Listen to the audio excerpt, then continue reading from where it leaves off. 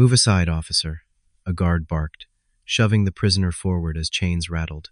The man stumbled, wrists bruised, eyes hollow after 15 years behind bars. The steel door groaned open, but suddenly, bang! It slammed back as a black female cop threw her body against it. Sweat streamed down her face, her arms straining, boots sliding on the floor. "Not another step," she shouted, clutching a folder and a flashing USB drive. Papers spilled. Guards reached for weapons. Confusion erupted. Why would she risk everything for a convicted man? And what truth could be so explosive it would shake the walls of justice itself? If you want to know what happens next, stay with me until the end of the video. Don't forget to hit the subscribe button on Justice Voice and turn on the notification bell. That way, every thrilling and surprising story will always reach you. The basement of the Cook County Courthouse smelled of damp stone and old iron. The summer heat of Chicago pressed down even here, 3 floors beneath the street, where the air was thick and unmoving. Fluorescent lights buzzed overhead, flickering just enough to give the place a sense of unease. Every sound carried far in the hallway: the shuffle of boots, the metallic rattle of handcuffs, the hollow clang of a door locking shut somewhere down the corridor. Michael Harris walked with slow, reluctant steps, his wrists bound in cold steel. He was 42 years old now, though prison had aged him beyond his years.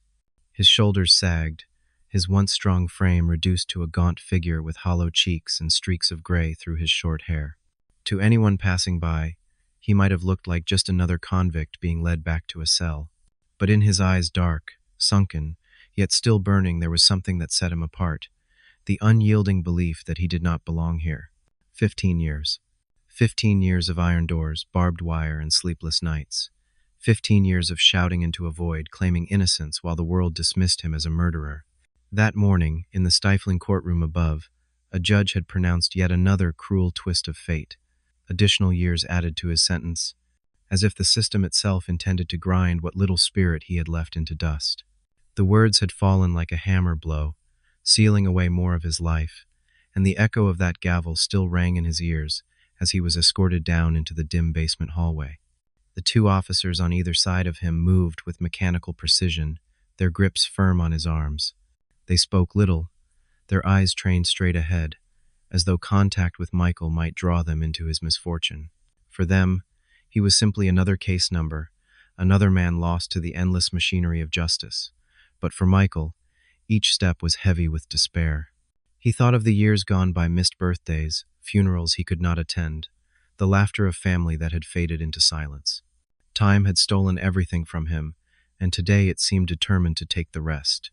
His breath came shallow, almost ragged, as he glanced at the end of the hallway.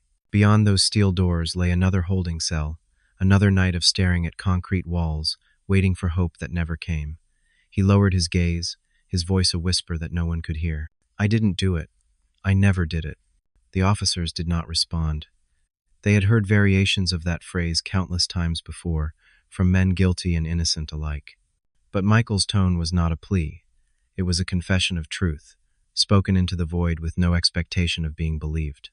As they approached the holding cell, a faint commotion echoed from the stairwell above. The muffled sound of voices, hurried footsteps.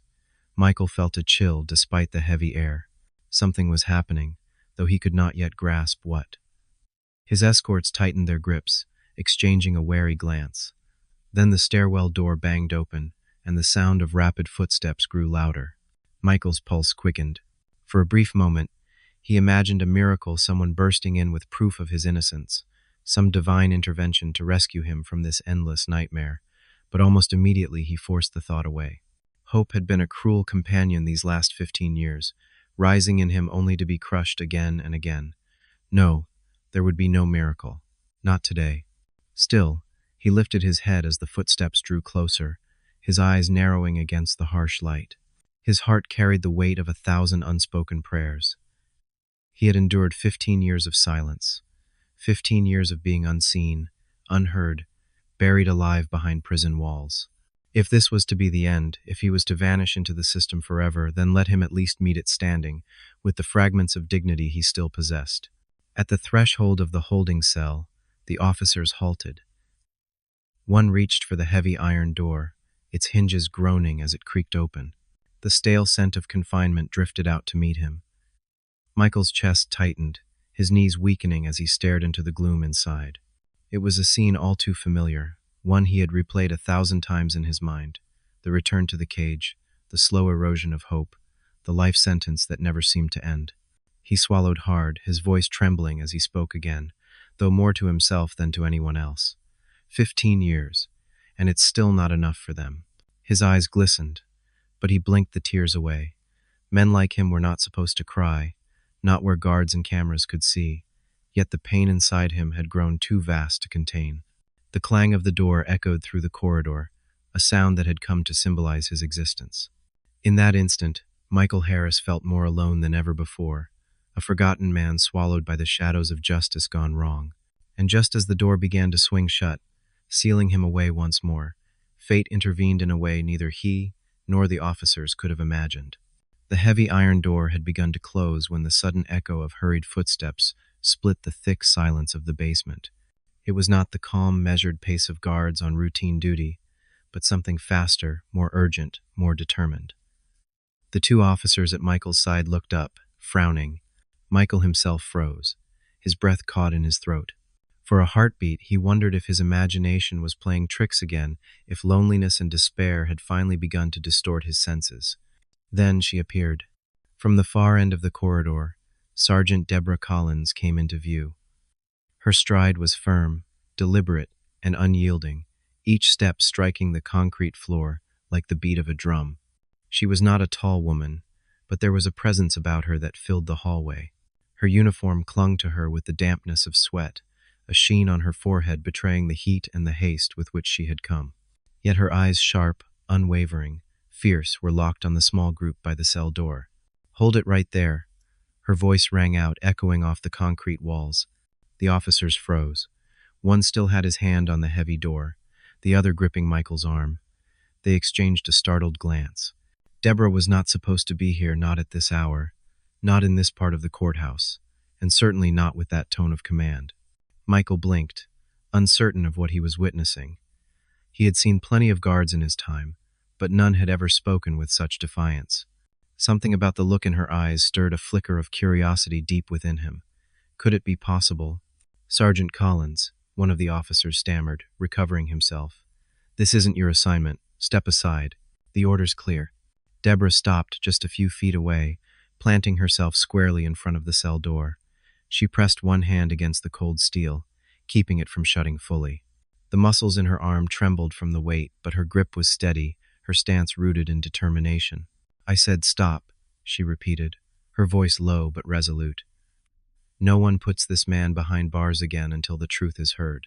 The officer holding Michael's arm tightened his grip, his jaw clenching. "Sergeant, don't make this harder than it needs to be. The court's ruling is final. We're just following orders." "Orders?" Deborah's eyes flashed. "You call this justice? Locking away a man for 15 years on a lie, and now adding more time to bury him for good? If you still have a conscience, you'll listen." The air grew heavier, the corridor suddenly thick with tension. One officer shifted uneasily, his fingers brushing the holster at his side. The other glanced nervously toward the stairwell, as though expecting reinforcements to arrive at any moment. Michael's heart pounded. He could hardly believe what he was seeing, a uniformed officer standing up for him, blocking the cell, defying her own brothers in blue. For 15 long years, he had been treated as nothing more than a criminal, a problem to be managed, a file number in a drawer. And now, before his weary eyes, someone was willing to risk everything to call him what he truly was, a man unjustly condemned. His voice cracked as he whispered, almost in disbelief. "Why? Why are you doing this?" Deborah didn't take her eyes off the other officers. Her hand stayed firmly against the door, her posture unyielding, but her words, when they came, were directed at him. "Because I know you're not guilty, Michael, and because the world deserves to hear the truth." "Who?" The sound of his own name on her lips hit him like a thunderclap. Few in this place had ever spoken it. To most, he was just Harris, inmate number such and such, a statistic.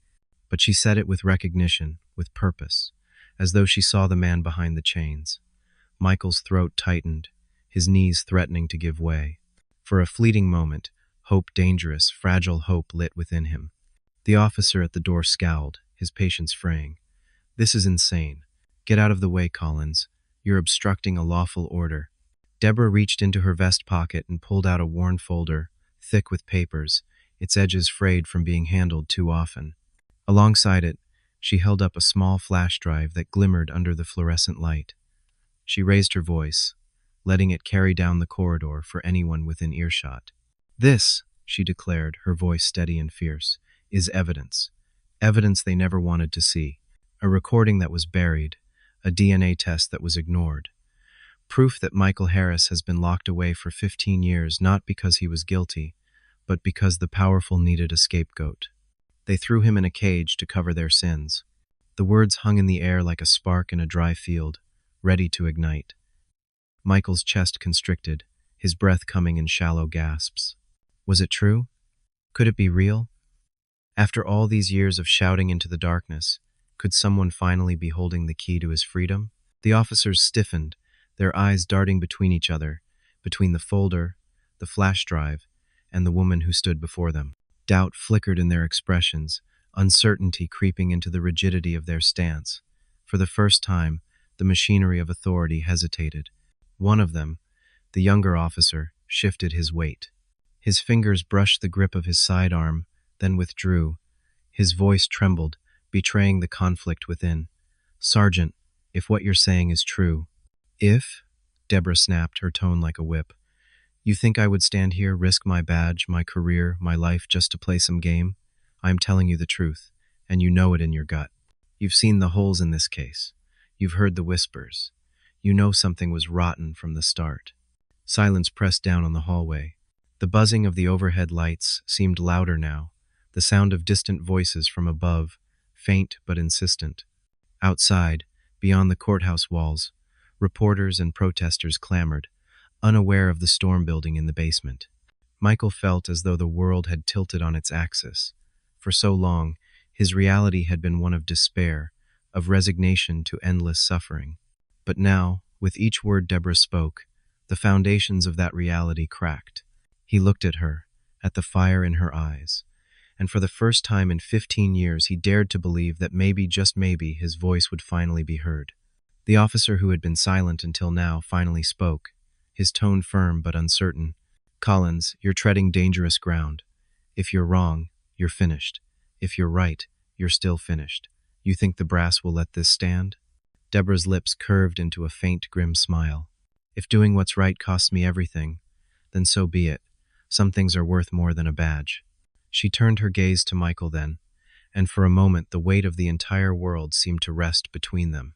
He saw not pity in her eyes, but conviction, and it stirred something deep within him, a fragile seed of courage long buried beneath the rubble of despair. The cell door remained open, suspended between two fates. The officers stood frozen, torn between duty and conscience. And Michael Harris, for the first time in years, felt the spark of possibility ignite within his soul. The folder in Deborah Collins's hand looked ordinary, almost unimpressive. Its corners were bent, its surface smudged from handling, the kind of file you might find abandoned in any office. But in the suffocating basement of the Cook County Courthouse, it was a bomb waiting to detonate. Michael Harris stared at it with wide, disbelieving eyes. For 15 years he had begged for someone, anyone, to look at the overlooked reports, the missing evidence, the inconsistencies. Judges had dismissed his petitions, prosecutors had sneered, even some of his own family had stopped believing. Yet here, in the grip of this determined sergeant, lay the promise of everything he had lost. Proof. Deborah raised the file and the flash drive high above her head, her voice carrying down the narrow corridor like a trumpet blast. "This man is innocent," she declared, "and I have the evidence to prove it." The words struck like lightning. The two officers holding Michael stiffened, their faces hardening even as doubt crept into their eyes. One instinctively stepped back, as though the force of her conviction had physically pushed him. The other's lips pressed into a thin line, torn between authority and conscience. Michael's knees trembled. His body wanted to collapse under the weight of the moment, but some deeper instinct held him upright. It was as if the world had tilted, as if the heavy ceiling of despair pressing down on him had cracked open to reveal a shaft of light. Deborah's voice cut through his thoughts, sharp and unwavering. 15 years ago, A man was murdered on the south side of Chicago. They called it an open and shut case. Michael Harris was accused, convicted, and sentenced. The city praised itself for swift justice. But it wasn't justice, it was corruption. Evidence was buried, tests were ignored, and witnesses were silenced. The truth was hidden to protect men in power.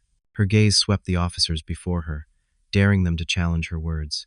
"This drive contains a recording made the night of the murder," she continued, holding up the USB.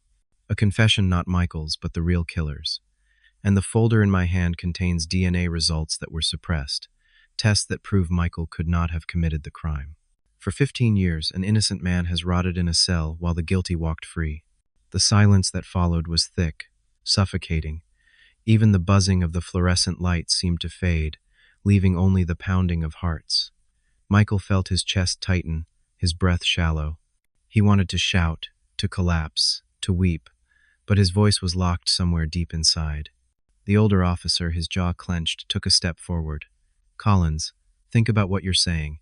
If this is true, you're accusing half the city of conspiracy." "I'm accusing the guilty," Deborah shot back. "And if half the city is guilty, then so be it. The badge means nothing if it doesn't stand for truth." Michael's head spun. The words swirled around him like a storm, battering against the walls of his despair. Could it be real? Could it be true that after all these years, someone had finally found what he had been screaming about? Deborah turned then, her eyes locking on him. And in that gaze, Michael saw something he had almost forgotten existed. Belief. Not pity, not sympathy, but true, unshakable belief. "You've suffered long enough, Michael," she said softly, though her voice still carried the weight of command. "It's time for the truth to speak." The younger officer shifted, his hand brushing his holster before retreating again. His voice cracked when he spoke. "Sergeant, if you release that evidence, you'll be destroying careers, maybe your own. You'll be going against orders, against the very people who can end you." Deborah didn't flinch. "I don't care about careers. I care about justice. And I won't let an innocent man spend one more night behind bars just to keep powerful men comfortable." Her words seemed to echo endlessly in the corridor. Michael felt them reverberate in his bones, shaking loose the despair that had become part of him. For so long, hope had been his enemy, dangling freedom just beyond his reach, mocking him with every false dawn. But now, standing before him was a woman who refused to bow, who carried proof in her hands, who would not let him be silenced. Tears burned in his eyes. He lowered his head, whispering through cracked lips, "Please, don't let them take it away again." Deborah's grip tightened on the folder. "They won't." At that moment, footsteps echoed from the stairwell, more officers, drawn by the commotion. Their radios crackled, voices sharp and urgent. The basement was no longer a forgotten place. It was becoming the center of a storm. Michael's escorts stiffened, their stances shifting into readiness. The air buzzed with the threat of violence. One wrong move, one misplaced word, and the hallway could explode into chaos. But Deborah stood her ground, her eyes blazing. She raised the USB higher, her voice booming with defiance. "If they want to silence me, they'll have to do it in front of everyone. The press is upstairs, the public is watching, and the truth is louder than any lie. This isn't just about Michael Harris. This is about every man and woman who's been crushed under a broken system. And I will not step aside." Michael felt his chest rise and fall in uneven breaths, his pulse racing. He wanted to believe her, wanted to trust that this moment would not dissolve like smoke.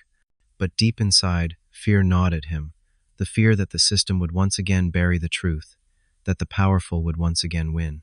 Yet as he looked at Deborah, standing there with the fire of conviction, something stirred within him. For the first time in years, he wasn't alone, and that made all the difference. The tension in the courthouse basement thickened until it was almost unbearable. The narrow hallway, lined with steel doors and cold concrete, had become a battlefield without a shot being fired. The air buzzed with nervous energy, and every sound, the hum of the fluorescent lights, the shuffle of boots, even Michael Harris's uneven breathing seemed magnified 100 times. Several officers had arrived from the stairwell, their uniforms dark against the pale walls. They spread out in a line, hands hovering near their holsters, their eyes locked on Sergeant Deborah Collins. The two officers flanking Michael tensed, shifting their stance as though bracing for orders. The scene was balanced on the edge of a knife. One command, one twitch of a finger, and blood could stain the concrete floor. Michael felt himself shrinking under the weight of it all. He was no fighter. 15 years in prison had left his body frail, his spirit battered. But the instinct to survive surged within him nonetheless. His heart hammered against his ribs, and a bead of sweat rolled down his temple. If violence erupted, he knew he would be the first casualty. In the eyes of most here, he was still just a convict, expendable and disposable. Yet when he looked at Deborah, standing tall before him, the folder and flash drive clutched like weapons of truth, something inside him refused to give up. Her presence was a shield, her voice a sword, and for the first time in years he felt there might be someone willing to fight for him. "Step aside, Collins," barked one of the newcomers, a lieutenant with a square jaw and eyes like flint. His hand rested casually on the butt of his pistol, though his stance carried the weight of command. "You're out of line. This man's sentence has been handed down. Our job is to enforce it, not debate it." Deborah squared her shoulders, her voice calm but unyielding. "And what if the sentence was built on lies? What if the man you're about to lock away again is innocent?" The lieutenant sneered. "Innocent? 15 years too late for that argument." "15 years too late for justice?" she countered. Her voice echoed down the hallway, sharp and clear. "Or 15 years too late to keep covering up for the ones who really committed the crime?" The words hit like a blow. Some of the officers shifted uneasily, their eyes darting toward one another. Michael saw it, the flicker of doubt, the crack in the wall of obedience. They had heard the rumors too, the whispers about the case, about the missing evidence and the powerful men tied to it. The younger officer who had been guarding Michael earlier, Tom Reynolds, stepped forward slightly. His hand hovered near his sidearm, but his face betrayed hesitation. His jaw worked as if grinding down unspoken words.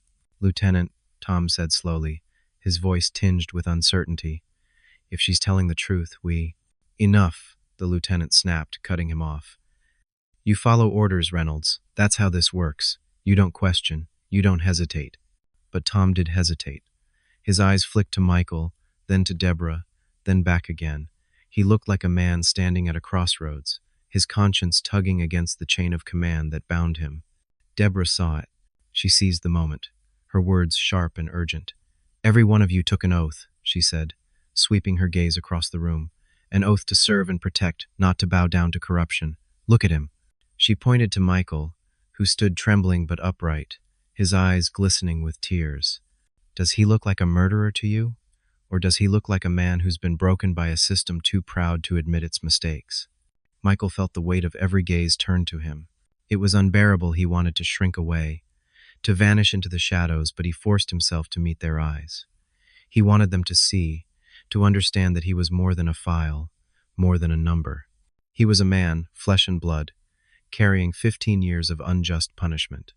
The silence grew thicker, each officer grappling with his own conscience.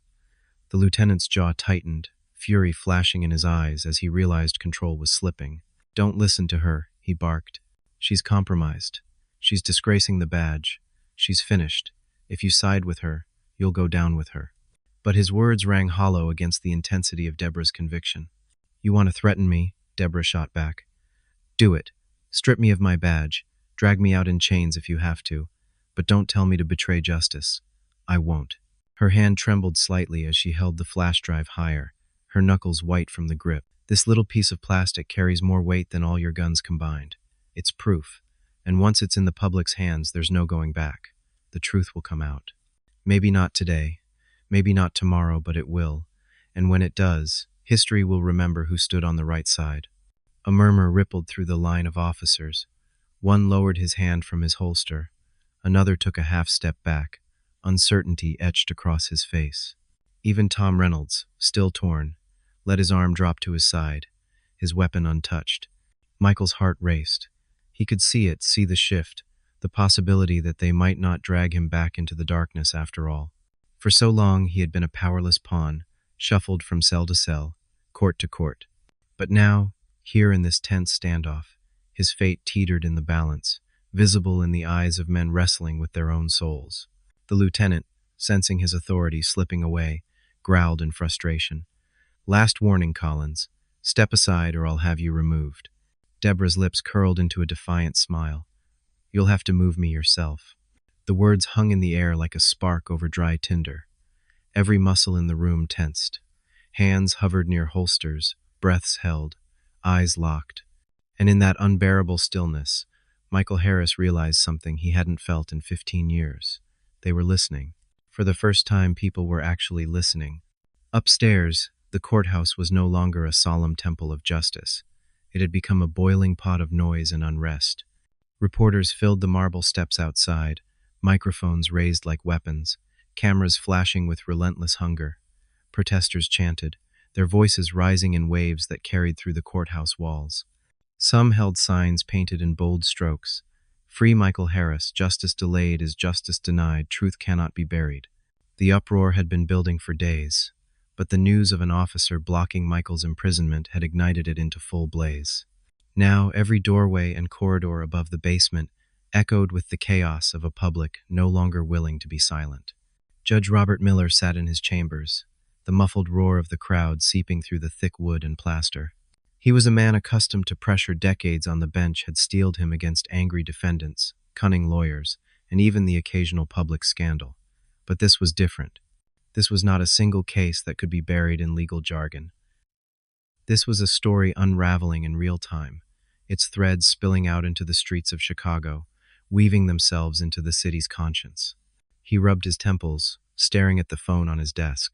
It had not stopped ringing all afternoon. Calls from city officials, from political allies, from voices cloaked in authority warning him of the consequences should he waver. Yet outside, the people demanded the opposite. The courthouse steps trembled with the force of their chants. And somewhere below, in the basement hall, one of his officers stood with evidence that could shatter everything. Judge Miller had always believed himself a man of balance. He had built his career on the careful weighing of law and order against mercy and reason.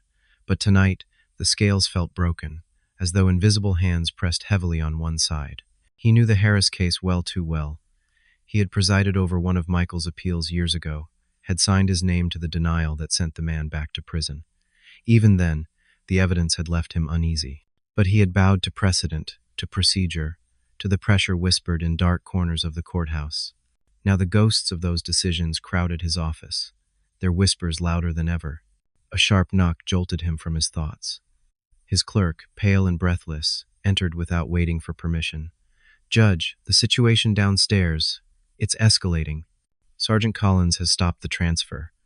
She's holding out with some kind of evidence. Reporters are catching wind of it. They're demanding a statement." Judge Miller's lips pressed into a thin line. He could imagine the scene, the officers tense, the prisoner caught in the middle, the sergeant clutching proof like a lifeline, and above them the press, circling like vultures. If he did nothing, the building itself might erupt. He rose slowly, his robe swaying around him. "Prepare the courtroom," he ordered. "If this is to be decided, it will be decided in the open." Down in the basement, the standoff had stretched into unbearable minutes. Sweat trickled down Michael's back as he stood frozen, his wrists still bound in steel. Deborah Collins remained unyielding, the folder and flash drive clutched like sacred relics. The officers shifted nervously, caught between duty and doubt, their eyes darting toward the stairwell as the distant sound of shouting grew louder. Then, at last, footsteps echoed above, firm and deliberate. The tension rippled through the hallway as Judge Robert Miller descended, his presence carrying the weight of decades of authority. The officers straightened instinctively, their hands falling from their holsters, their backs rigid with discipline. Deborah's jaw tightened. She knew what this man represented: law, order, and the very system she had chosen to defy. Yet as he stepped into the hallway, his eyes heavy with weariness, she saw something else too. Hesitation. "Sergeant Collins," Judge Miller said, his voice grave, echoing against the concrete walls. "What do you think you're doing?" Deborah lifted her chin.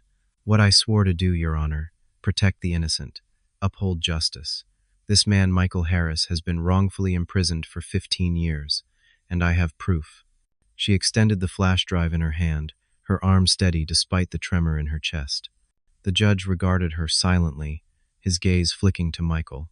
For a long moment, Michael thought he saw something soften in the older man's eyes.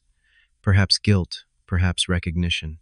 "Evidence belongs in the courtroom, Sergeant," Judge Miller said at last. Not in the corridors. Then let's bring it there, Deborah shot back. Let the people see it. Let the truth speak. A murmur spread among the officers. Even Michael felt his breath catch. Was it possible? Could this actually lead to something beyond another dismissal? Another cruel twist of the system?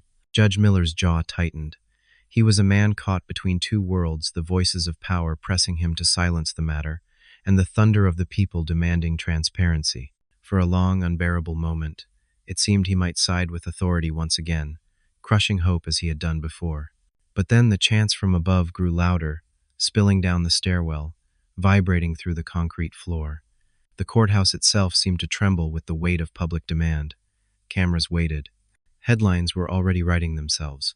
And in that moment, Judge Miller made his choice. "Bring Mr. Harris upstairs," he said finally, his tone stern but steady. "And Sergeant Collins, if you truly have evidence, present it in open court.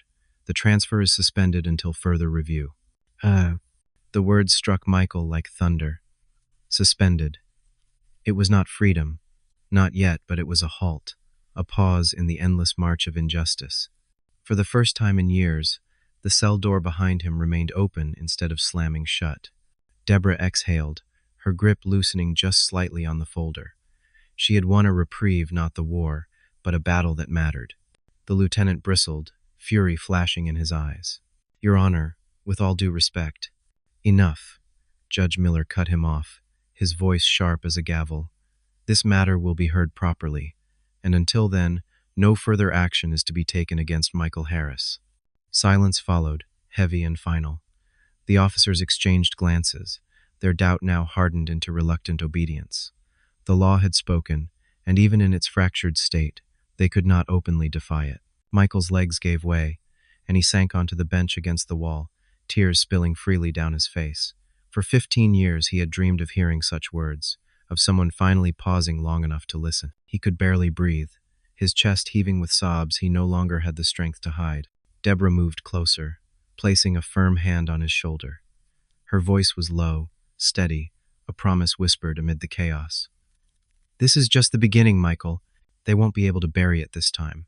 And though fear still gnawed at the edges of his soul, for the first time in years, Michael Harris allowed himself to believe. Michael Harris sat slumped against the cool concrete wall, his wrists still bound in iron but his heart beating with a rhythm he had not felt in years. The weight of Judge Miller's words suspended, pending review echoed in his ears, a lifeline thrown into the dark abyss where he had lived for so long. His body trembled, tears cutting hot tracks down his cheeks, as sobs shook his chest. For 15 years, he had buried his emotions deep, locking them away behind a mask of endurance. In prison, weakness was dangerous, and hope was poison. You learned to numb yourself, to survive by pretending tomorrow didn't matter. But now, with Deborah Collins's hand steady on his shoulder, and the courtroom door cracked open to truth, the dam he had built within himself broke. The sound of his weeping filled the basement hall, raw and unrestrained. Officers shifted uncomfortably, some turning their eyes away. They were used to defiance, to anger, to curses hurled at authority, but not this. Not a man collapsing beneath the sudden, impossible weight of hope. Deborah knelt beside him, her voice quiet but firm. "Cry if you have to, Michael. You've carried it alone long enough." He tried to speak, but his throat tightened, words choking into silence.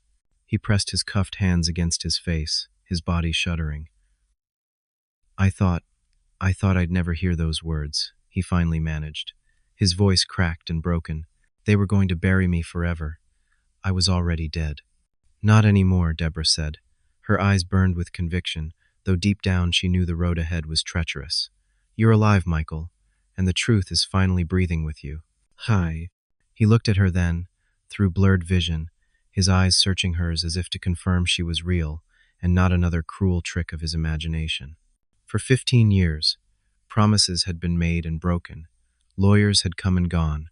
Appeals had been denied. Every glimmer of light had turned to darkness. But Deborah's gaze did not waver. She wasn't making promises, she was declaring war. The sound of footsteps broke the fragile moment. Officer Tom Reynolds approached cautiously, his expression caught between duty and doubt. His young face looked pale under the harsh lights, his jaw clenched as though wrestling with invisible chains. Michael flinched, instinctively bracing for harsh words or rough hands. But Tom stopped a few feet away, his voice quiet, almost hesitant. "He's telling the truth, isn't he?" Tom asked, his eyes darting between Deborah and Michael. "All these years, he really didn't do it." "Oh." Deborah straightened, her hand still steady on Michael's shoulder. "You've known it in your gut, Tom. Every officer who looked at that case closely knew something was wrong, but it was easier to stay silent." Tom swallowed hard, his Adam's apple bobbing. "And now?" "Now it's harder to ignore," Deborah said.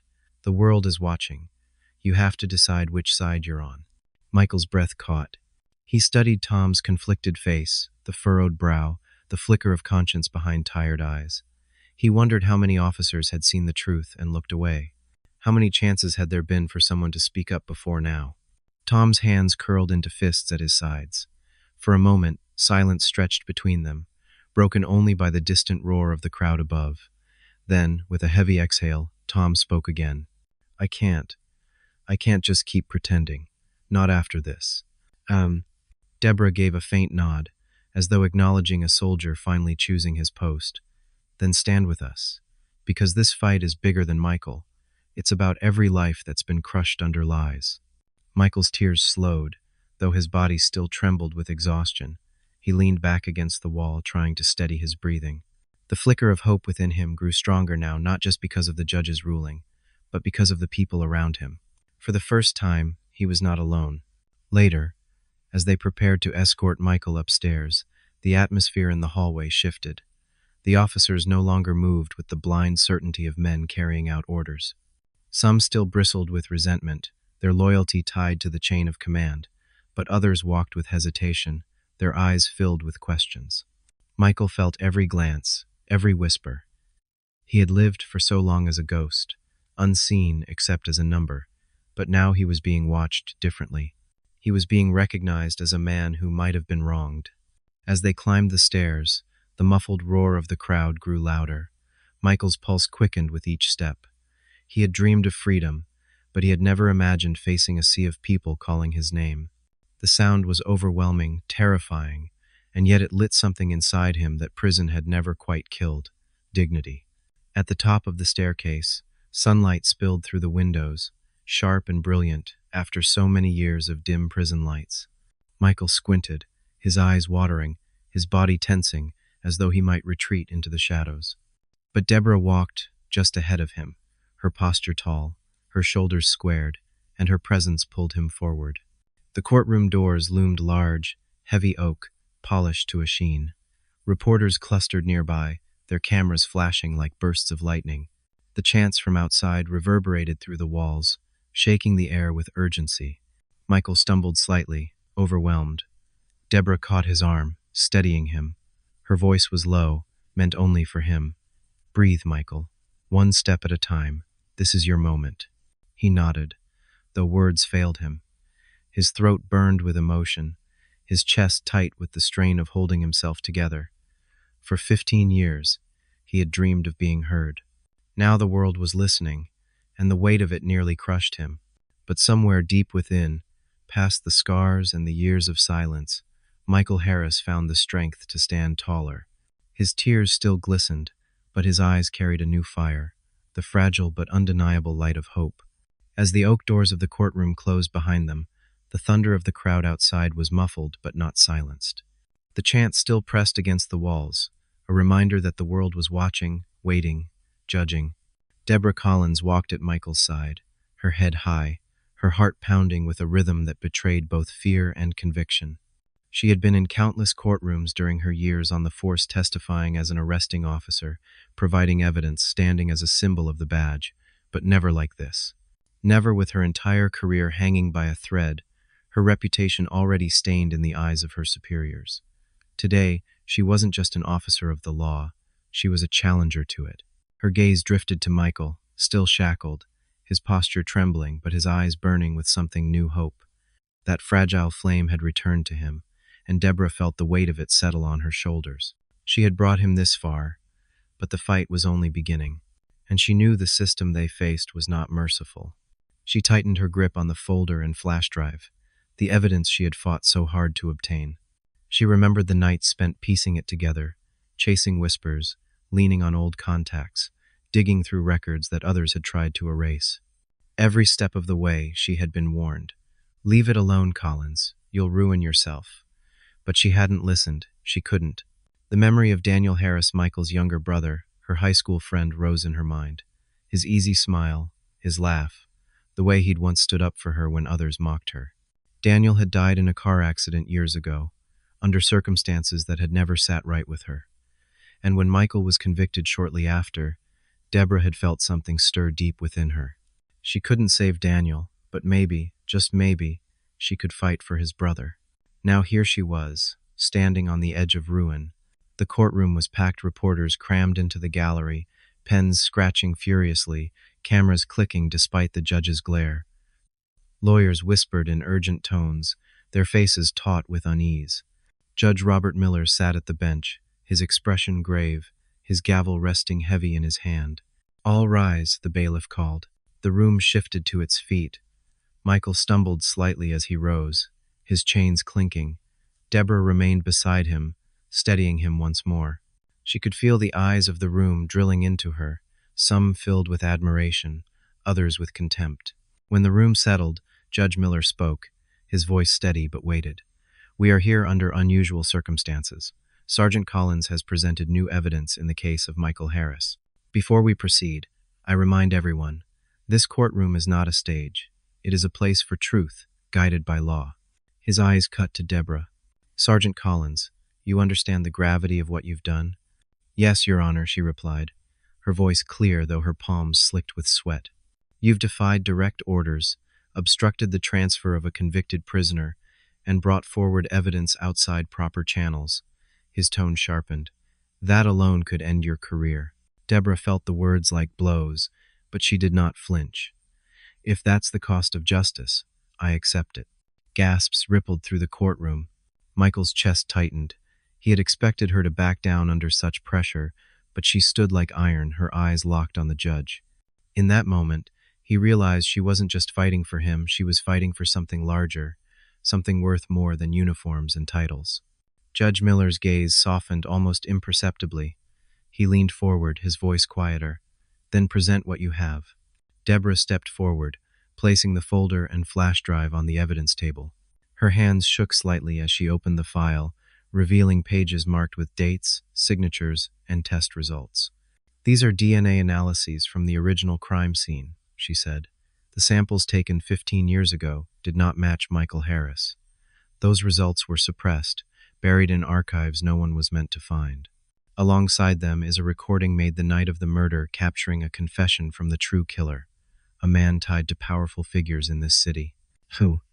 The room erupted, reporters scribbling furiously, murmurs rippling through the gallery. The judge's gavel pounded against the bench. "Order! Order in this court!" Deborah stood her ground, though her pulse thundered in her ears. She knew what this meant. She had crossed a line no officer was supposed to cross, dragging corruption into the light where it could not be ignored. Michael turned to look at her, his eyes shining with gratitude and fear. "You'll lose everything," he whispered, barely audible. She met his gaze. "Then I'll lose it knowing I did what was right." Those words lodged in Michael's heart like an anchor, steadying him. For years he had been drowning alone, but now someone was willing to sink with him, if it meant fighting for truth. As the proceedings continued, Deborah felt the weight of invisible eyes pressing down on her, the brass, the politicians, the hidden powers whose secrets she had unearthed. Already she imagined the phone calls being made, the threats being whispered. Her badge might be gone by morning. She might be dragged through the mud, labeled a traitor, her career reduced to ash. And beyond that, she knew there were greater dangers. Men with power did not like their sins exposed. Lives could be ruined or ended for less than what she now carried into the open. But Deborah did not let fear win.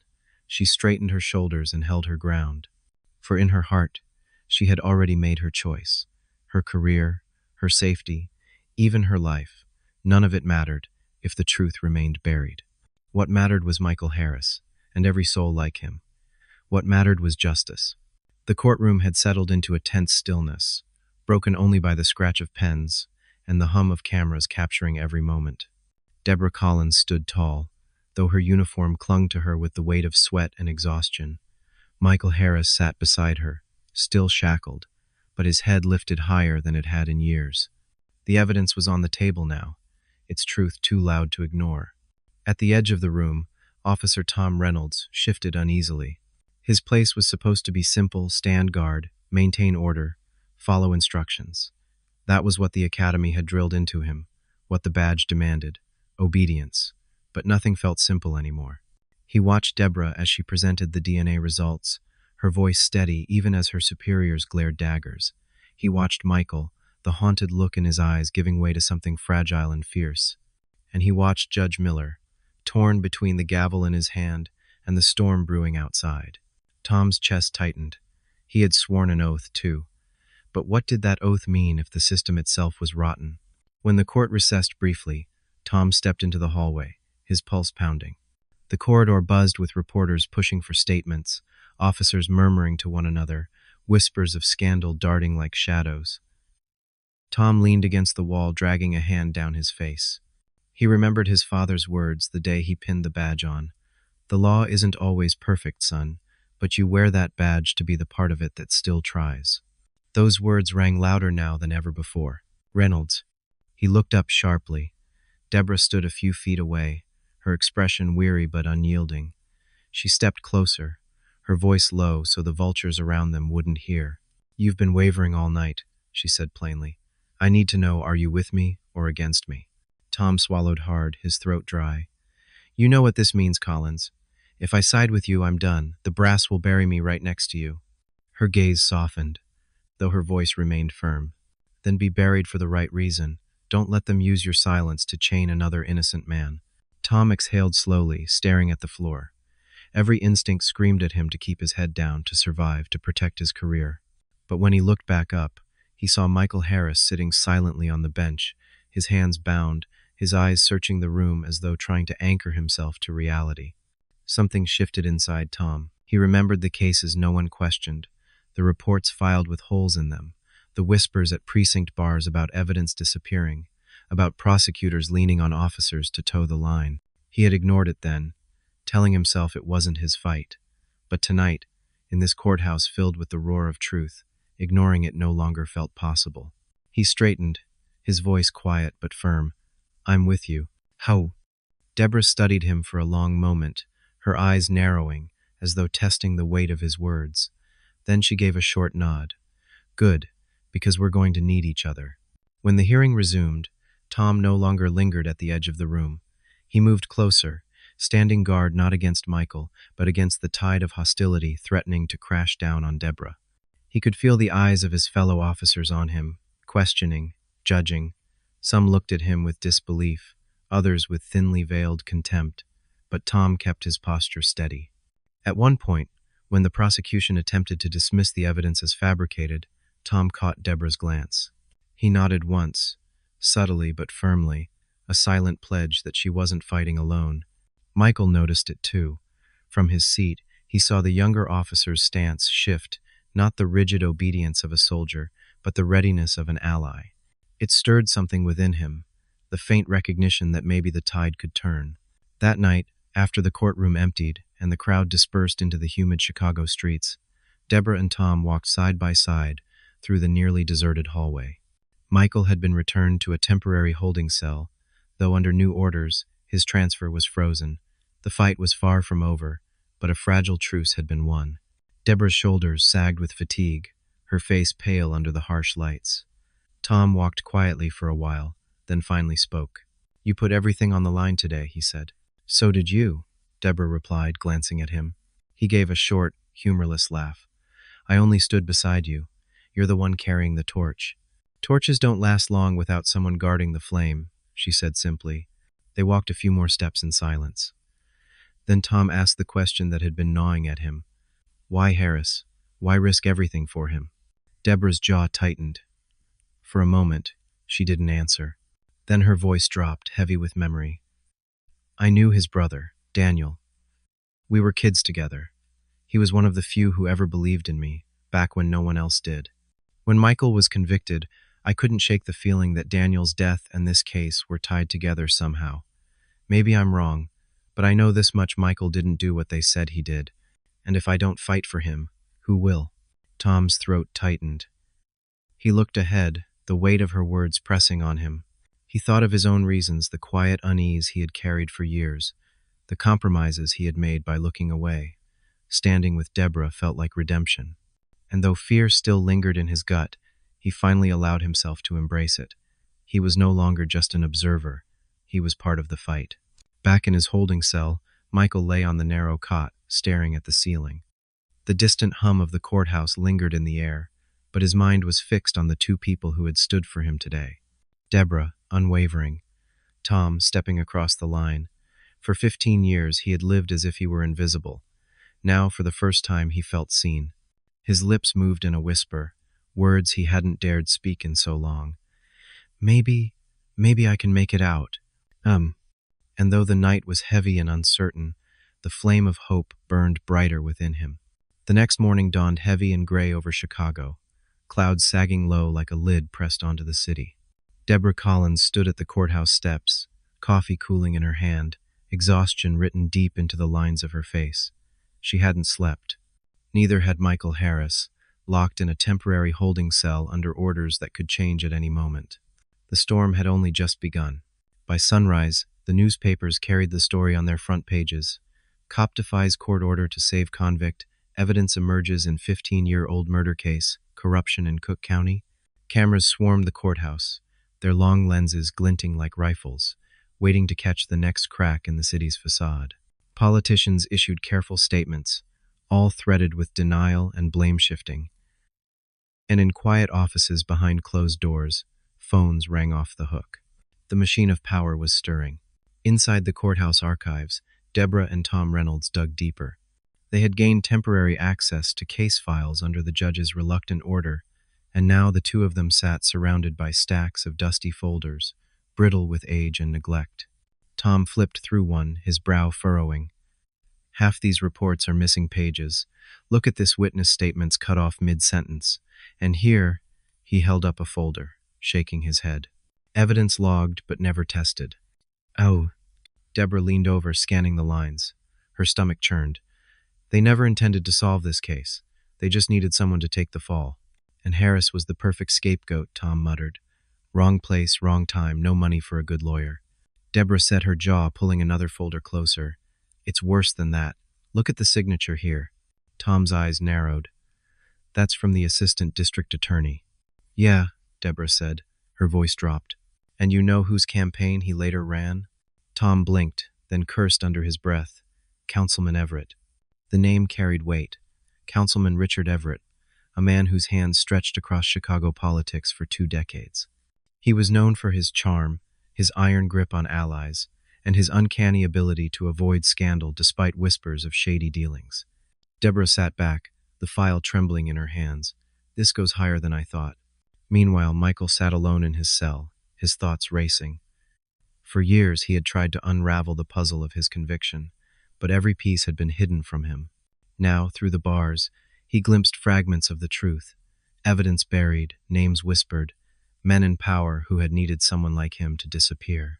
He thought of Daniel, his brother, gone too soon, how Daniel had always told him to keep fighting, to never stop believing the truth mattered.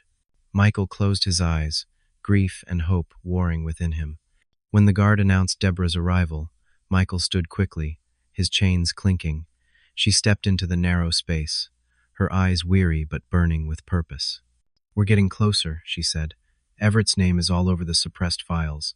He had ties to the ADA, to the detectives who pushed your case through. It's not proof yet, but it's a trail. Michael's voice shook.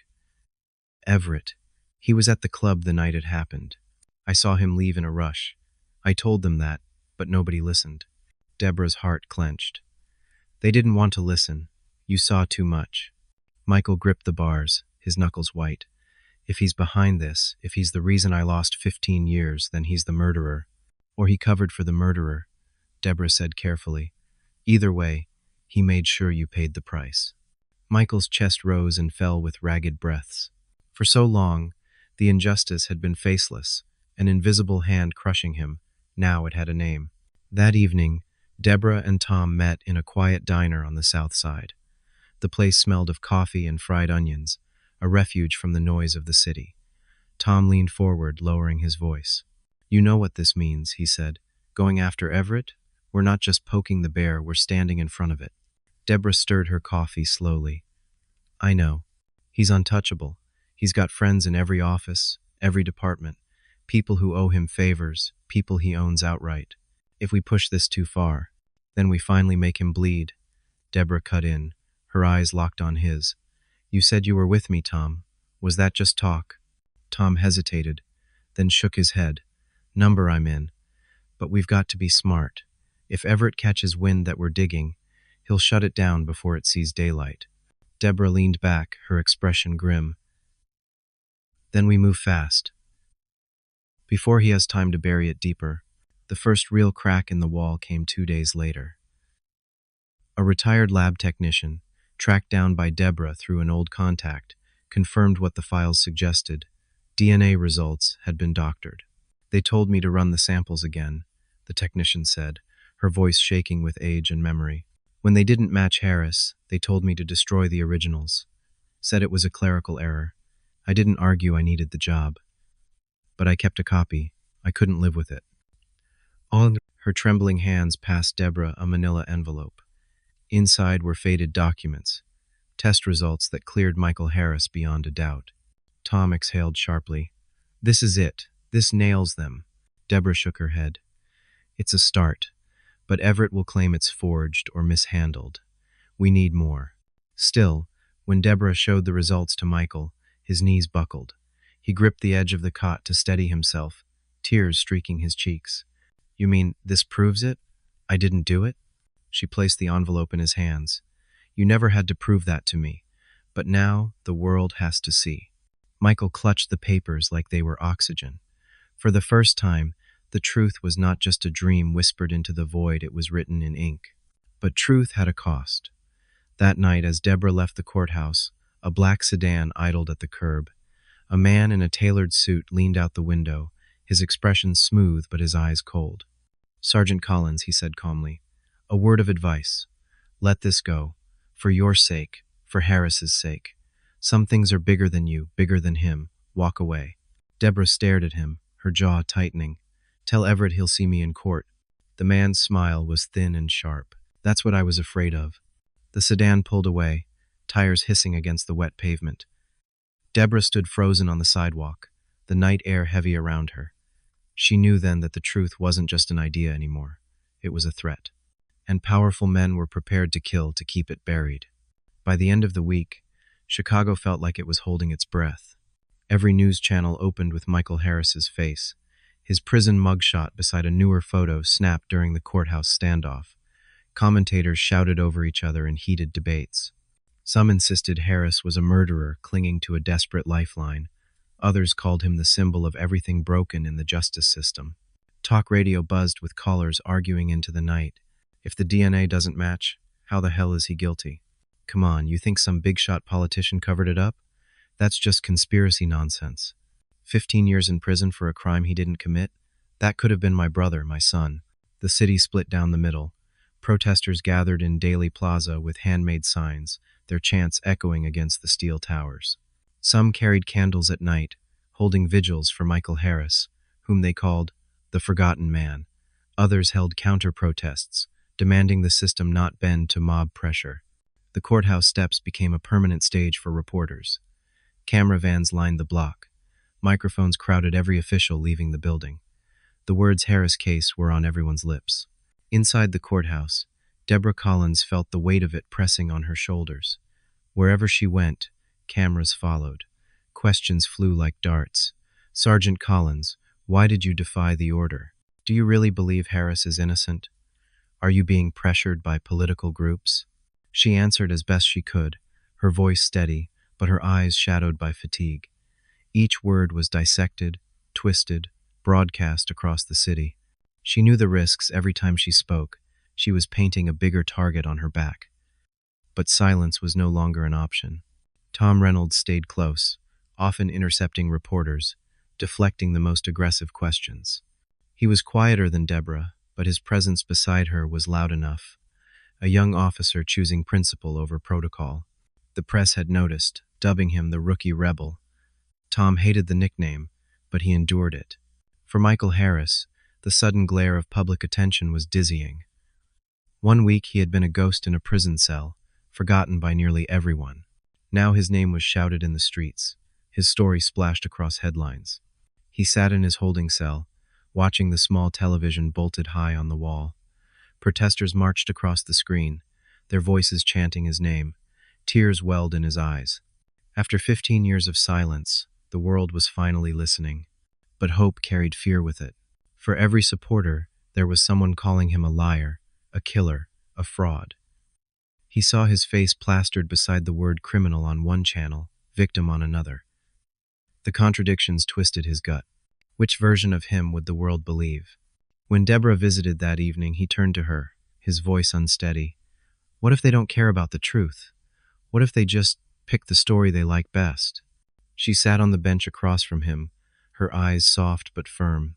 Then we make the truth undeniable. We keep pushing until no one can look away. Michael lowered his head, his hands shaking. I'm scared, Deborah. I don't know if I can carry this. You don't have to, she said, leaning closer. We'll carry it together. Meanwhile, Councilman Everett loomed like a shadow over the entire affair. His name had not yet reached the headlines, but whispers spread through City Hall and the police precincts. Reporters were sniffing around his past, asking pointed questions. Everett himself appeared on television, smooth and unshaken, denouncing baseless rumors and reckless accusations. This is about law and order, he said, his smile practiced. We cannot let chaos undermine our courts. If Harris is guilty, he must serve his time. If mistakes were made, they'll be addressed properly, not in the court of public opinion. But behind the cameras, Everett's allies scrambled. Calls went out to judges, to prosecutors, to police chiefs. Favors were pulled, threats whispered. Pressure mounted on Judge Miller to shut down the case before it spiraled further. Judge Miller himself was caught in the storm. Each morning he arrived at the courthouse through a sea of cameras, his face grim as shouts of, "Are you covering for corruption?" followed him inside. Each night he returned home to angry voicemails, some demanding justice for Harris, others accusing him of weakness. He sat in his study one evening, staring at the gavel on his desk. For decades he had believed the law was his shield, his guide. But now he saw how easily it could be bent, how fragile it was against the weight of politics. His wife entered quietly, setting a cup of tea by his side. "Robert," she said softly, "what are you going to do?" He rubbed his forehead, his voice heavy. "What I should have done 15 years ago." The turning point came when a local television station aired the audio recording Deborah had unearthed. The confession crackled with age, but the words were clear, a man boasting of a killing, his voice slurred with alcohol, naming details that matched the crime scene. It wasn't Michael Harris's voice. The city erupted. Crowds doubled overnight, their chants louder, angrier. Headlines screamed, "New evidence shocks Harris case." Politicians scrambled for distance. Even those who had once called Michael guilty now hesitated, their certainty cracking under the weight of the tape. Deborah watched the broadcast from her small apartment, exhaustion pulling at her bones. She knew the danger had escalated. By exposing the recording, she had drawn blood from the machine of power, and machines struck back. Her phone buzzed with an unknown number. She hesitated, then answered. A low voice spoke, calm but menacing. "You've made your choice, Collins. Don't think it comes without consequences." The line went dead. She sat in the dark, the city's noise spilling through the window. Fear pressed against her chest, but she forced herself to breathe. She had known this was coming, and she would not turn back now. That same night, Michael lay awake on his cot, listening to the chants drifting faintly through the courthouse walls. For the first time in 15 years, the noise outside wasn't just the sound of life moving on without him. It was for him. He whispered into the darkness, his voice steady despite the tremor in his hands. "They're finally hearing me, Daniel. They're finally hearing us." And though the night was long, the roar of the people carried him through, a fragile shield against the shadows closing in. The courthouse overflowed with people. Every hallway, every gallery bench, every marble stairwell buzzed with voices. Protesters stood shoulder to shoulder outside, their chants rising into the September air. Reporters jammed the entrance, their microphones thrust toward anyone in uniform or a suit. And at the center of it all sat Judge Robert Miller, his gavel heavy in his hand, his heart heavier still. For weeks, he had watched the Harris case spiral from a buried file into a citywide reckoning. He had read the leaked DNA results, listened to the haunting recording, and felt the eyes of Chicago burn into him with every decision. Now, in a courtroom packed to the brim, he had no more room to hide. "Bring in the defendant," the bailiff called. The double doors opened. Michael Harris shuffled forward, chains rattling softly, but his posture was straighter than before. Deborah Collins walked just behind, her head high, flanked by Tom Reynolds. Cameras clicked furiously as they entered, capturing the man who had become both villain and victim in the public eye. Michael took his seat, his gaze drifting to the gallery where strangers, people he had never met, held up signs with his name. Tears stung his eyes. For so long, no one had listened. Now the world was here. Judge Miller cleared his throat, the sound reverberating in the silence. "This court convenes today under extraordinary circumstances. We are not here to retry Michael Harris. Not yet. We are here to determine whether the integrity of his conviction has been compromised by new evidence." He paused, letting the words settle. His gaze moved across the courtroom past the lawyers, the press, the officers, and landed briefly on Michael. There was no malice there, only gravity. After reviewing the materials submitted, he continued, "This court finds significant cause for concern. The DNA evidence withheld from the original trial raises serious questions. The recording, though aged, cannot be dismissed without examination. To ignore these would be a violation of this court's duty to justice." A murmur rippled through the room, cameras clicking, pens scratching across notepads. Deborah held her breath. "Therefore," Judge Miller said, his voice firm, "the execution of Michael Harris's sentence is hereby suspended. His conviction is placed under review, pending a full reinvestigation by an independent special prosecutor." Gasps erupted. Reporters leapt to their feet, shouting questions. Protesters outside roared louder, their chants echoing through the windows. Michael's hands trembled as he gripped the table, his chains clinking in rhythm with his pounding heart. Suspended. Investigation. Words he had prayed for, shouted for, begged for, all denied to him for 15 years, were finally real. He lowered his head, tears spilling freely. For once, they weren't tears of despair. The prosecution rose immediately, their voices sharp with protest. "Your Honor, this is unprecedented. You're letting public pressure dictate the law." Harris was convicted by a jury. Judge Miller's gavel slammed against the bench. "Enough. This is not about public pressure. This is about evidence deliberately suppressed. This is about the possibility, no, the probability that an innocent man has been wrongfully imprisoned for 15 years. This court will not stand by and perpetuate such an injustice." Silence fell again, heavy and final. The prosecution slumped back into their seats, their faces flushed with fury. Deborah's chest swelled with relief. She glanced at Tom, who allowed himself the faintest of smiles. But both knew this was only the beginning. The real battle, the exposure of those who had orchestrated Michael's downfall, still loomed. As Michael was escorted back to his cell, reporters swarmed Deborah in the courthouse lobby. "Sergeant Collins, do you feel vindicated? Do you believe Councilman Everett was directly involved? Are you afraid for your career, or even your life?" She held her ground, her voice calm but resolute. "This isn't about me. It's about Michael Harris, and about a system that failed him. Today was a step toward the truth, but the fight isn't over." "Oh." Tom guided her through the crowd, shielding her from the barrage of microphones. He could feel the hostility as well as the admiration. The city was divided, and that division was dangerous. Outside, the roar of protesters greeted them like a wave. Some reached out to touch Deborah's arm, to shout words of encouragement. Others screamed insults, calling her a traitor. The police line strained to keep order. Michael, walking in chains between two guards, looked out at the sea of faces. Some jeered, some cheered, but all were watching. And for the first time, he felt like he existed again. That night, Deborah sat in her apartment, the city's noise seeping in through the thin walls. She removed her badge, setting it gently on the table. She wasn't sure how much longer it would be hers. Her phone buzzed with a message from an unknown number. You've started something you can't finish. Walk away while you still can. She stared at the screen, her jaw tightening. She thought of Michael's tears in the courtroom, the crowd chanting his name, the decades stolen from him. She thought of Daniel Harris, whose laughter still echoed in her memory. Number.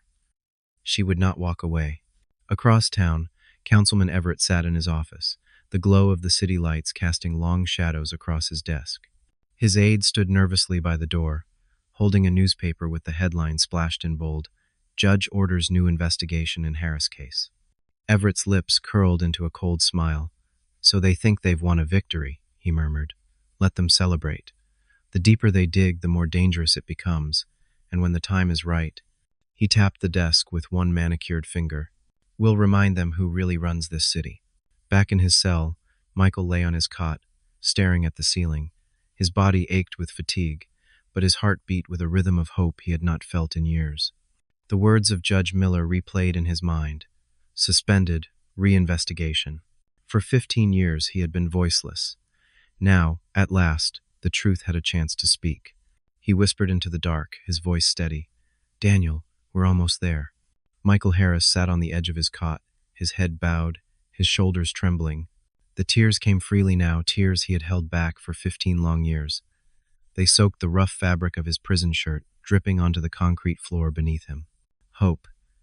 It was such a fragile word, one he had avoided for so long. In prison, hope was a trap. It lured you into believing that tomorrow might be different, only to crush you with another denial, another day lost. But tonight, after Judge Miller's ruling, hope had returned. He pressed his cuffed hands against his face, whispering into the dark, "Please, God, don't let them take this away again."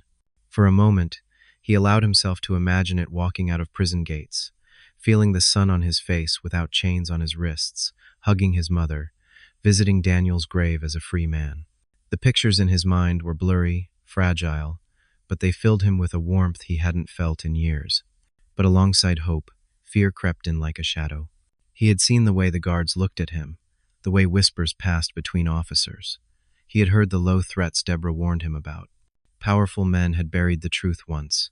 What would stop them from doing it again? Deborah Collins, too, felt the weight of looming danger. She sat at her kitchen table, the glow of a single lamp casting long shadows across the room. Her badge rested on the wood, next to the flash drive that had become both weapon and target. She rubbed her temples, exhaustion sinking deep into her bones. Her phone buzzed. Another anonymous text. "Collins, walk away. You're running out of chances." She set the phone down, her jaw tightening. The threats had become routine now, voicemails. Notes slipped under her door, cars idling outside her building. Each one tried to shake her resolve, but each only hardened it further. She thought of Michael's face in the courtroom, streaked with tears, his voice trembling as he realized someone finally believed him. That image kept her steady. She had chosen this path, and she would not turn back. Tom Reynolds, meanwhile, found himself drifting further from the life he had known. At the precinct, whispers followed him down hallways. Older officers shook their heads, muttering about rookie betrayal. Some refused to speak to him altogether. He sat at his desk, staring at the paperwork he could no longer focus on. His phone buzzed with messages from friends urging him to distance himself from Collins before it was too late. But when he closed his eyes, he saw Michael's haunted gaze, heard Deborah's unwavering voice. Tom clenched his fists. He was already in too deep to turn back. The next morning, Deborah visited Michael in his cell. He rose quickly when he saw her, his eyes still rimmed red from tears but shining with new light. "They suspended it," he said, his voice trembling with both joy and fear. "For the first time in 15 years, I feel like I'm not invisible." Deborah smiled faintly, though fatigue weighed her expression. "You're not invisible, Michael. Not anymore. But we can't celebrate yet. Everett and his people won't let this stand." Michael's shoulders slumped. "That's what I'm afraid of. They already stole half my life. What if they steal the rest before I ever taste freedom?" Deborah reached through the bars, her hand brushing his arm. "That's why we keep fighting. You're not alone in this anymore." But the danger became clear that evening. As Deborah drove home, headlights flared in her rearview mirror. A black sedan tailed her, keeping just enough distance to avoid suspicion, but close enough to send a message. She tightened her grip on the wheel, her pulse quickening. At a red light, the sedan pulled up beside her. The passenger window rolled down. A man in a dark suit leaned out, his face half hidden by the night. "Collins," he called, his voice calm but laced with menace. "Last chance. Drop the Harris case. You don't know who you're up against." Deborah's jaw tightened. She stared straight ahead, refusing to acknowledge him. The light turned green. She pressed the accelerator, her car leaping forward. The sedan didn't follow. But the message was clear.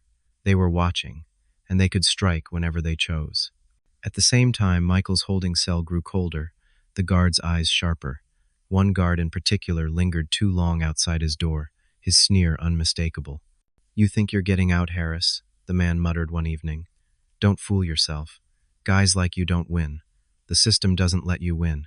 Michael swallowed hard, fear rising in his chest. He had endured years of cruelty from guards, but now it felt different. This wasn't just disdain, it was warning.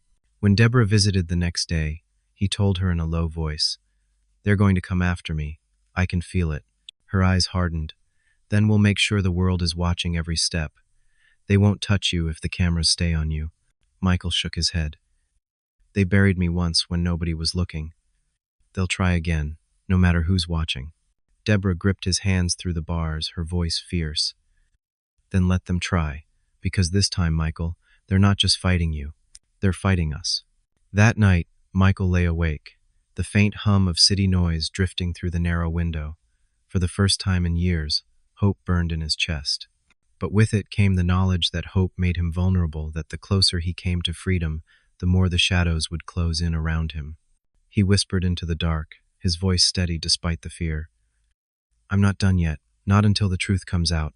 And somewhere beyond the courthouse walls, in the city's hidden corners, men like Councilman Everett listened, plotted, and prepared to strike back. The courthouse was quiet now. The crowds had dispersed, the reporters gone, their vans humming away into the Chicago night. Only the faint echo of earlier chants lingered in the air, like a ghostly reminder of the storm that had passed through these halls. Michael Harris sat alone in a small interview room, his wrists finally free of cuffs. He rubbed them absent-mindedly, as though trying to erase 15 years of iron. His eyes were swollen from tears, his body exhausted, but his spirit burned with a fragile fire he hadn't felt in so long. The door creaked open. Deborah Collins stepped inside, her uniform rumpled, her face drawn with fatigue.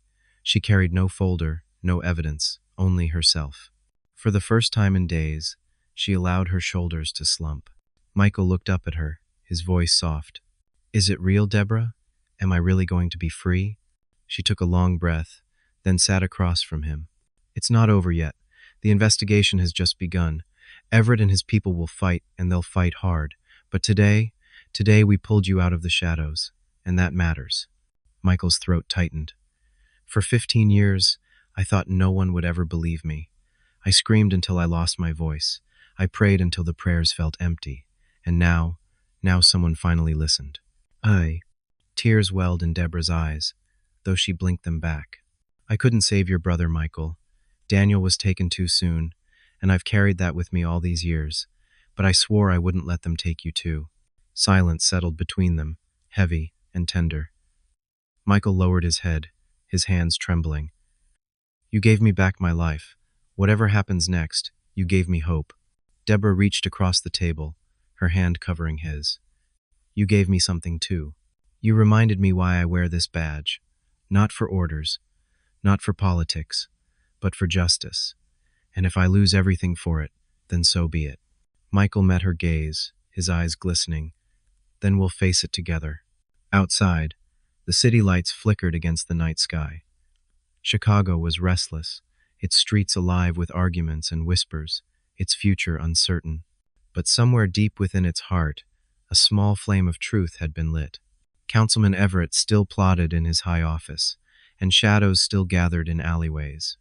The machine of corruption had not been broken, but it had been wounded, and wounds, Deborah knew, could bleed. She stepped out of the courthouse with Michael at her side, Tom Reynolds walking quietly behind them. The air was cool, carrying the faint smell of rain. The plaza, now empty, seemed almost peaceful after the chaos of the past days. Deborah tilted her head back, gazing at the city skyline. She felt the enormity of what lay ahead, the trials, the threats, the battles yet to come. Her career might be finished.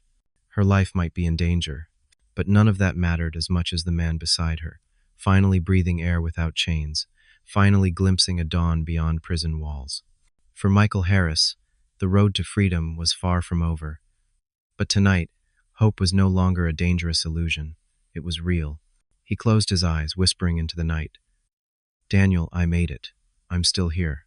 Deborah heard him, and her own whisper followed, "And justice is still alive." The three of them stood there in the quiet, not as convict and cops, but as allies bound by something stronger than fear. And though the fight ahead would be long and brutal, they knew one truth that no power could erase. Even in the darkest corridors, justice could find its way to the light. My dear friends, if you've stayed with me until the very last moments, surely your heart has gone through a whirlwind of emotions. Surprise, anger, compassion, even a lump in your throat at the choice made by the black female police officer. What do you think about her action? Was it admirable courage or a risky recklessness? If you were in her place, what would you do? Leave your comment below. If you believe that justice must be protected by the truth, press 1. If you feel there are still mysteries left unsolved, press 0. Thank you for listening, and I hope that you too will always stand on the side of justice, even though the path to the truth is never easy.